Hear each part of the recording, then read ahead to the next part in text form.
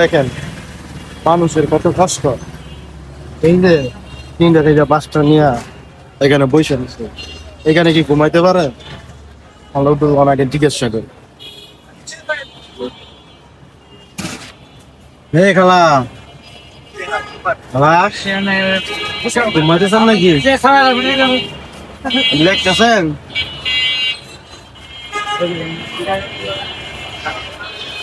কয়জন পোলাপান নিয়ে ঘুমাই গেছেন? একজন, দুইজন, তিনজন, চারজন, পাঁচজন। হলো একজন বাচ্চা আছে? এনো কেমনে থাকেন? কষ্ট হয় না এনো ঘুমাইতে? এটা কি আপনার স্বামী? এই চারটা কি আপনার পোলাপান?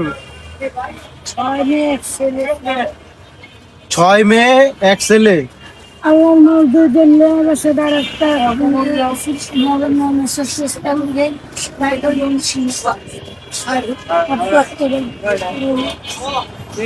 যে কিনি জায়গার মধ্যে তো ঘুমান, অনেক কষ্ট নেই না কেমনে? আপনি যখন ওরা শুয়ে রয়েছে আপনি শুন কেমনে?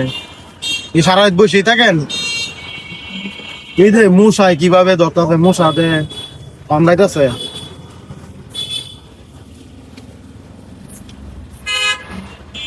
এটা মশা, এটা না নিচারেন না? ওই যে কি অবস্থা হয়েছে, মানে এটা কি হয়েছে? ওই চালু খেতে আসছে সিএনজি সিএনজি সামাইরে দিছে। দেই আন্টি বাবু কি হইছে আল্লাহ। এটা চিকিৎসা করতেছেন না? জোশি নিজের সাহায্য চেনা আমার কাছে তো আজকে টিয়া মিয়া নাই গিয়া কেমন সাহায্য দিয়ে আমারে। আপনারা দোয়া করেন আমার আমার বুক খালি করতে বাংলার মালিক চারজন আছে আল্লাহজন বাদশাহ মালিক কবু আমার যদি দোয়া করি আমার তো থাকতো তো দিতাম। ধরেন না বাবা নেন, এটা আপনি কিছু গায়ে করে কিছু কিনে দিয়ে না, এটা মুসা ধরেন। আল্লাহ তারা তারা কবুল বসে ধরেন এটা নেন।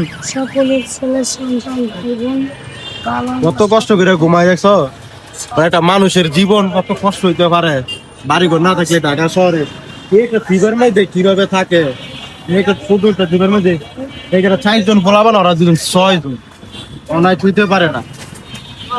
তো তাদের জন্য দোয়া করবেন আর তাদের পাশে থাকবেন। আমি ওনারা আমার সামর্থ্য ভাবে কিছু হেল্প করতেছি, আমার যতটুকু সামর্থ্য আমি এতটুকু দিতেছি। নেন আরাম নেন, নাই ধরেন। ওনায় দোয়া করতেছে ওনার যাতে পোলাপানটি সুস্থ থাকে, ভালো থাকে। দেখেন অনেক মশায় কিভাবে বেরোত হচ্ছে, মশায় কিভাবে কামড়াইতেছে, তাদের জীবনে কিরকম। আর আমরা মশারি তলা থাকতে ঘুমাইতে পারি না।